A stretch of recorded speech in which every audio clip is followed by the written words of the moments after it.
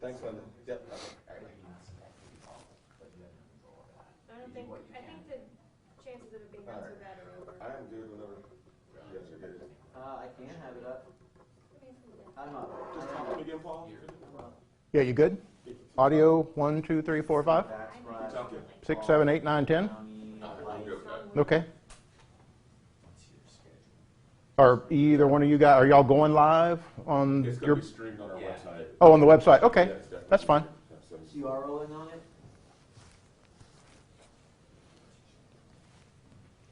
Let me know. They're waiting on us. Okay, they're rolling. Any specific questions you guys are going to want to know about? Okay, we're good to go, guys. Concerns, Sorry. And then change. I think, isn't the story today pretty much evacuations that you started them for regular? Well, shelter openings. Yeah, I got shelters. I'm going to talk about what we're doing here. My story's about shelters, but Okay. also just any concerns you And have special about. needs folks getting moved. Yeah. Okay. We're ready whenever you are. Yeah, we're good. Okay. Stephen, you ready? All set? All right. Good morning, everyone. I'm Paul Womble, I'm the Emergency Management Director here in Polk County. We wanted to give you an update on our response actions here for Hurricane Ian. First of all, for our citizens, please, now is the time to activate. You should have already activated your emergency plan for your families. It's last minute prep time before the weather starts deteriorating. We saw rain last night already, so now is the time to finish all of your emergency protective actions before the storm, the real impacts get here. We will keep our county website updated at www.polk-county.net. You'll find links to all of our social media, our press releases, our shelter list, information about everything the county's doing. That's your one-stop shop, and you can get all of that information. Operations Center is fully activated. We'll have 24-hour-a-day staffing and operations. this is day 6 for us in our response. So the county is geared up. We are ready to respond. We are opening shelters today. We began transporting our special needs clients to the 3 special needs shelters this morning. At noon today, 13 additional general population shelters and 3 pet shelters will open.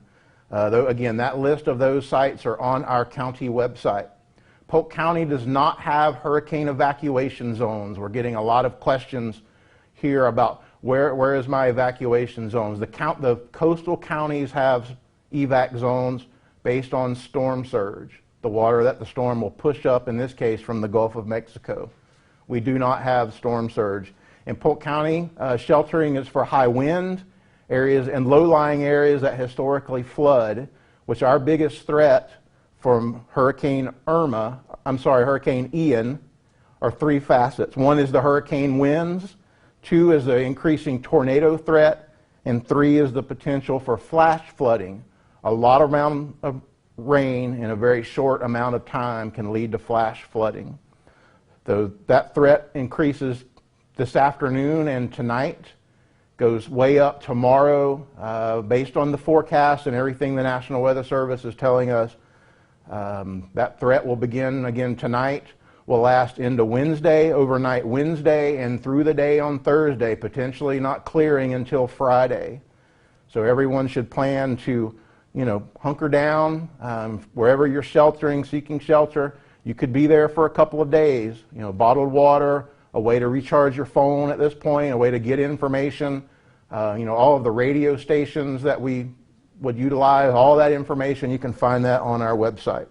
Polk County is currently under a tropical storm warning and a hurricane watch.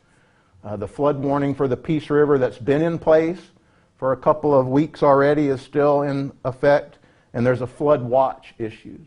So we have threats from wind as the storm passes by. We have increasing threats from tornadoes as the feeder bands move through, and we have increasing threat for a lot of rain in a short amount of time. All those threats will remain in Polk County until start to clear out, hopefully by Friday. Can you talk about how many people do you expect to have evacuated, how many are going to go into the shelters, and then specifically, what's the challenge with moving the special needs people? How many of those folks have to be moved? So the question was about how evacuations and special needs and how many we're moving. We have a registry People can pre-register with the county, and we called everyone on that list that needed transportation on Saturday. So the folks that told us they needed help to move, we're moving those now. We have about 1,500 on our registry, but we didn't have nearly that many say they wanted us to come pick them up. So Citrus Connection is our county's transit agency, and they are working now to go pick those people up that said they needed transportation and take them to the special needs shelters. Citrus Connection also has pre-planned routes, and that information, again, you can find the link to that on our website and on the Citrus Connection social media. For people that need transportation in our more populated areas, Lakeland, Winter Haven areas, to get to a general population shelter. So those bus rides are available. They will be available until the conditions are not safe for those buses to be out on the road because of the high winds. So we had our shelters set up last night, ready to receive folks this morning, and then the 13 general population shelters and the 3 pet-friendly shelters will open at noon today. I know the traffic was backed up moving east from Tampa this morning. Are you expecting a lot of people from that area in your shelters, and how did that play into your plans? So the question was about evacuations from outside of the area. Yes, we saw last night, and we noticed again this morning, the Florida Highway Patrol is here with us, and we talked with them about traffic concerns on I-4. So we're prepared for that. We will, part of our shelter strategy is to anticipate evacuees from the Tampa Bay region. And that's why we want Polk County folks, if you're going to go to special needs shelters, if you need that level of care, or if your plan, the last resort should always be our shelters, is to go there early because of the potential for out of the county evacuees.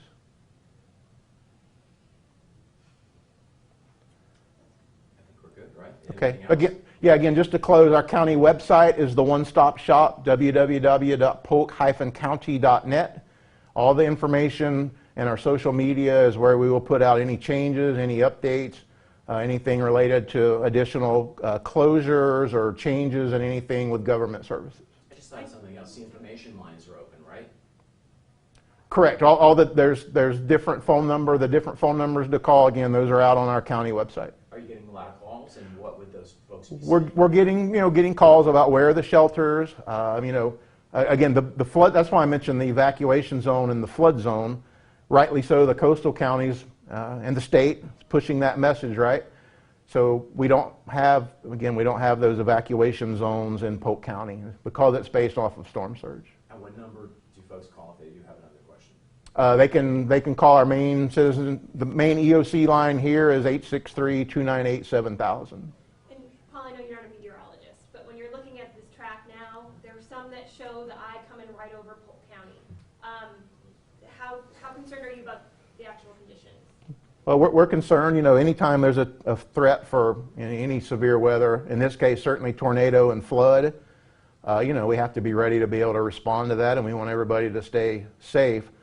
The center of the storm is where the most significant and potentially catastrophic wind damage will occur, and it's a major hurricane, as well as the potential for the most rainfall. The National Weather Service this morning made the statement that someone will get potentially a couple of feet of rain and catastrophic wind damage, and that's right along where the actual center of the storm tracks.